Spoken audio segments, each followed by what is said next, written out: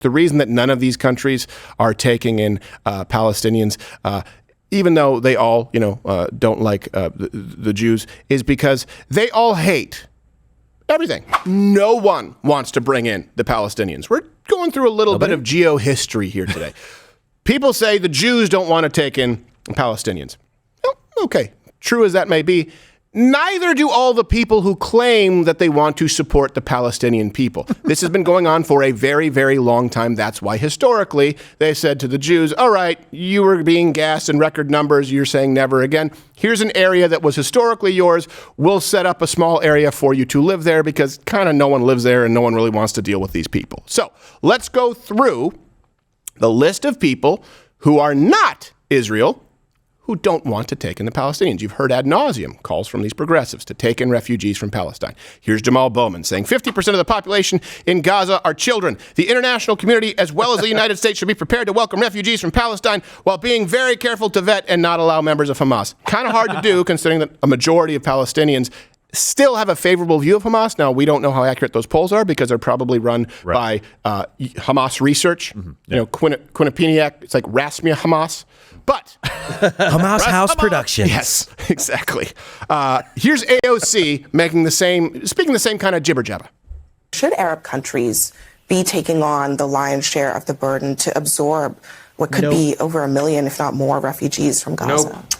I think there's something to be said about the region's partners being able to support and step up Palestinians. However, that does not abdicate the United States from our historic role that we've played in the world of accepting refugees and allowing people to restart their lives here. These are the same people, before we get into all of these nations who don't want to take in the Palestinians, you talk about, they call for a ceasefire after people were raped and murdered. Just to be clear, that is supporting terrorism. Please, man. Okay. See Daddy smile? Come on. Bring your feathery ears here.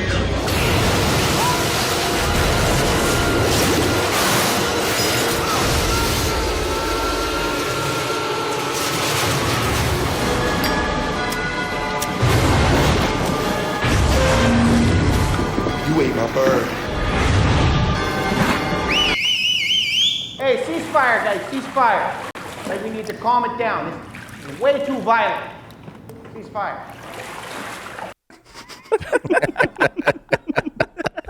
Way too violent. I love how he focused on the bird in that. At that point in the movie, he had already eaten several people as well. Let's go into who do we have? We're going to go through Jordan, Egypt, Syria, Lebanon.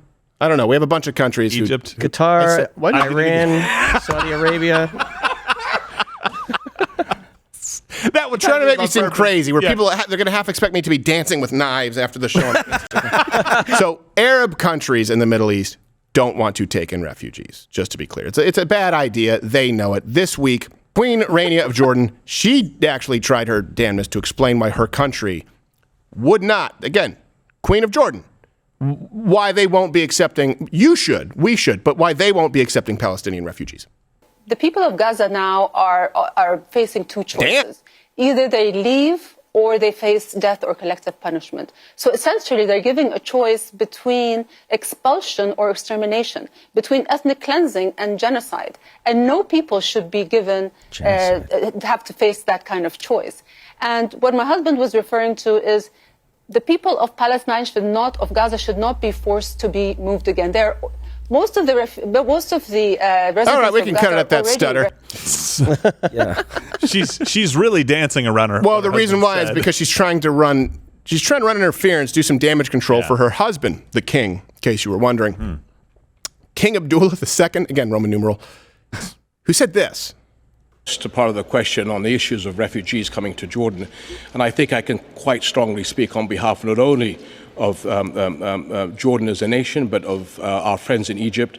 That is a red line, because I think that is the plan by certain of the usual suspects to try and create de facto issues on the ground.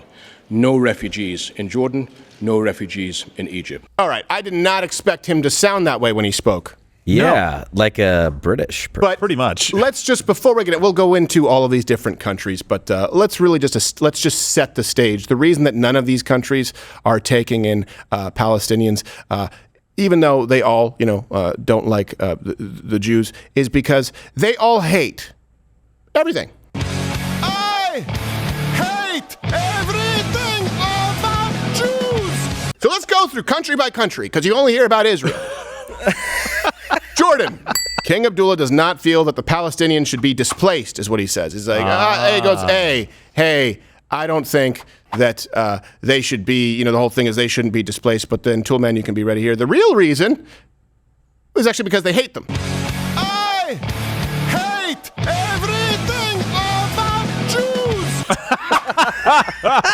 The real reason is they hate them, okay? 1951, in case you guys don't know this history with Jordan, there was a Palestinian assassinated the king of Jordan on Temple Mount. Wow. The great-grandfather of the current king. So he probably still has a sore spot about that. He's like, I don't want them to be displaced. And like, yeah, question. Is it because he killed your great-great-grandfather? No. Well, if they... No, I can separate business from personal. Right. So it doesn't bother you. Yeah. What about?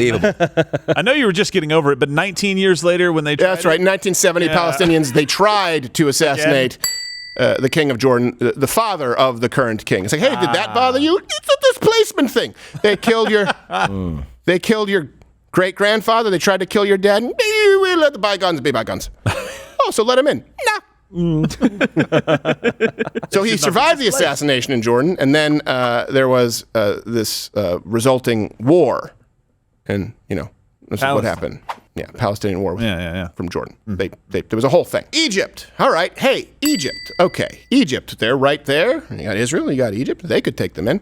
They're trying to claim that, well, actually, the economy is not able to cope with the influx of refugees. So we're not going. But then the U.S. said, hey, it's okay. We'll help. We'll help pay for refugees. And they're like, no, that's okay. And the U.S. said, no, we can really help. Because the real reason with Egypt is, as it relates to Palestinians, they hate them. I hate you. Hate. So as it relates to Egypt, Hamas is an offshoot of the Muslim Brotherhood, which is a terrorist organization. They helped win the Egyptian election in 2012 before they were immediately overthrown by the Egyptian army in 2013. So fast. And here's the thing. You live in the States, and so you're easily fooled by you don't understand what a coup is actually like. No. If you think do you have any idea how often leaders get taken out, get swapped out by an army and then guerrillas? Oh, yeah. Like, do you know the history of Haiti? These are not their people. Here's how one Egyptian expressed Egypt's sentiment towards Palestinians in Gaza. He said, "You keep guard dogs on a leash in your yard, not in your bedroom, because they should threaten your enemies, not your children." Wow. That's what he said. So he's saying we should use the Palestinian people as guard dogs. In other words, we should use them against the Jews, but we don't want them in the house with the children. He used the guard dog analogy. By the way, we have exclusive video of said representatives run-in with some Palestinians while kite surfing in the Red Sea.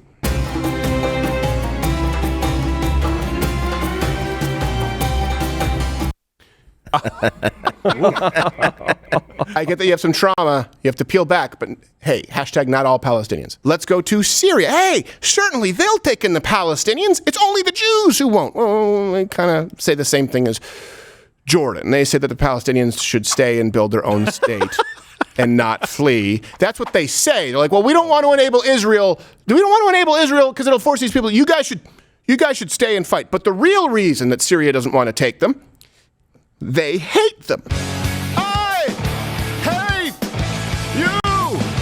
Hate. The Palestinians they're Sunni Muslims, and of course with Syria, they're anti-Sunni as it relates to the sentiment in Syria's government. They don't want anything to do with it.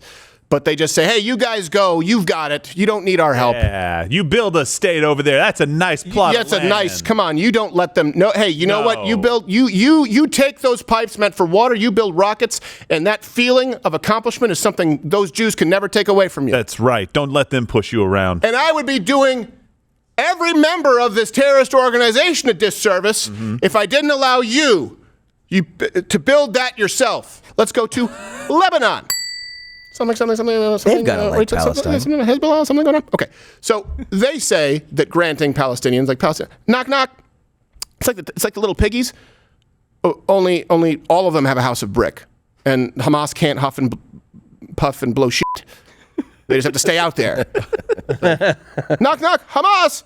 We're not here! Are you here?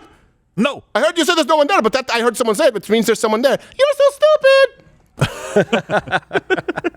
I'm sorry, I'm a child on cold medicine. So, Lebanon has said that, well, if we granted the Palestinian citizenship, it would upset this whole balance in our country that's largely sectarian. So, we don't think that it's great for the health of current Lebanon. The real reason, the Lebanese, as it relates to the Palestinians, hate them. I hate you. Now, with the history Doesn't get old here. The Palestinians kind of hung Lebanon out to dry when they struck Israel right during the Lebanese Civil War. This was between 1975 and 1990, and that led to Israel invading southern Lebanon. So You're so stupid. Like, hey, we've got an internal conflict. Let's pick on that guy. Yeah, it's like coming home to the roommate who just trashes your apartment. Lebanon he's like, what? What the fuck? For a very long time, the Lebanese, great food by the way, have been treating the Palestinians like dog shit. So most Palestinians, I didn't know this until this morning. Great find, Ginger Snap. If they're born in Lebanon, so Palestinians born in Lebanon have been denied citizenship. The majority of them, they're legally barred from working in professions like medicine, law, engineering. And you guys bitch about the United States. Think about this for a second. You guys talk about the Dreamer Act in the United States. Yeah. The majority of Palestinians born in Lebanon are denied citizenship completely. You would think, hey, Lebanon, of course they're going to. So we have Egypt, Syria, Jordan, Lebanon. Let's go to Clockboy's favorite vacation spot. Let's go to Qatar. They've actually been largely silent on the Palestinian refugees. That doesn't change the fact that they have strict laws, regarding refugee settlements. Now, the reason, or resettling, I should say at this point, and I don't really know if we would call it resettling because I've never really allowed them to settle there in the first place. They're like, don't put your feet up, don't get too comfortable. The real reason they've been silent, Qatar, is because they too hate them.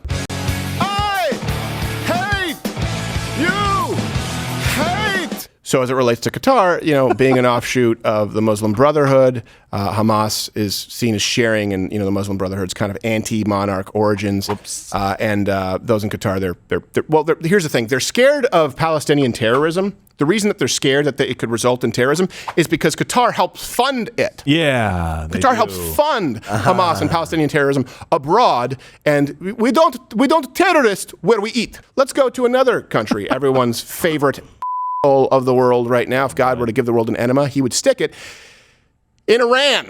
So they haven't given an official reason for not taking refugees, but again, we'll make some inferences. But spoiler alert: Iran hates the Palestinians. I hate you. Hate.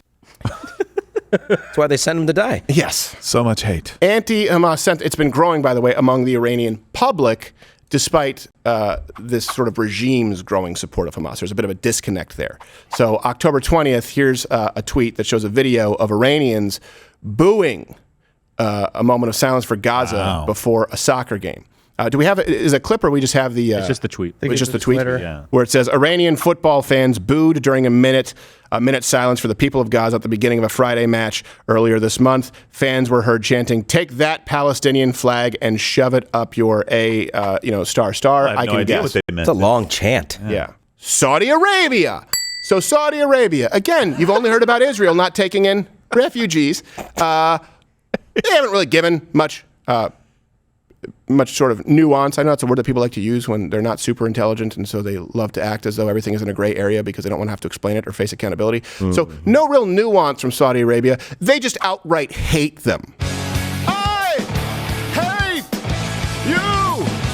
Hate. Yeah, in Saudi Arabia, anyone showing any kind of support for the Palestinian cause can be imprisoned or worse. I do respect their honesty. Yes. Yeah, at least they just came out and they go, hey, we're not going to try to bullshit you guys. Yeah. We don't like them. Yeah, we don't like those guys. Look, Come on. I'm not a fan. They've banned Saudi imams from praying for the Palestinians. Wow. Which, how little faith in your God must you have if you think you're in the right, and you walk into Imam, I was like, okay, we pray for Palestine.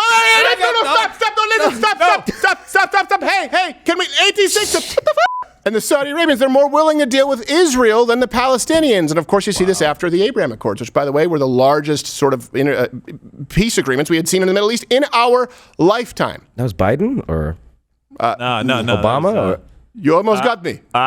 You almost got me. But seriously, nobody pray for for Biden to win. Well, because I'm a Christian, but I just don't want God to get his wires crossed. So now, a big reason why Saudis, by the way, they see normalizing relations with Israel as pushback against the proxy wars from Iran in the Middle East. Yeah. So this is not to say that these people love the Jews, just to be clear. This is just to say that the Palestinians have never been respected and have never been welcomed by any surrounding country, by any Islamic, Arabic, these countries in the Middle East, and I get it, and we're not going to say all Arabic because people say, okay, Iranian, Persian, Assyrian. I get that. I'm just using this as an umbrella term. Non-Jew countries, okay? Non-Jew countries. They don't like the Palestinians because they've all had problems. They have been nothing but problems for all of these countries for a very long time. And then when these wars come out, some of them decide, hey, we can use this for a little bit of anti-Semitic propaganda.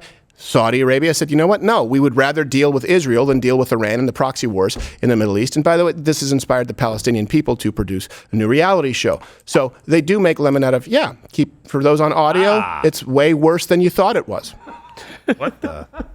God. Keeping Up with the Palestinians for those listening on audio. And by the way, if you're on the road and you do want to listen anywhere you listen to podcasts, it's a good idea actually if you go and just leave a rating there, you can listen to the audio version. Spotify, Apple, Android, Google, Stitcher, all of those places. We are available there because sometimes people say the bandwidth if they're watching on Rumble when they're traveling can be tough. So don't let us lose contact with you. So if other Arab nations, Middle Eastern nations, are completely unwilling to take in the Palestinian refugees, we went through Syria, Jordan, Egypt, Lebanon, Qatar, Saudi Arabia, Iran. Am I missing any? Don't say Dead Sea. I swear I will murder you in your sleep.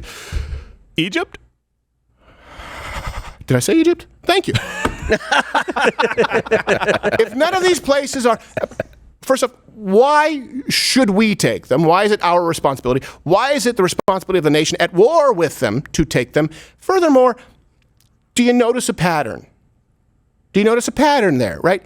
If, you meet someone who calls you a terrorist in the morning, hey, maybe you met someone who's just an Islamophobe.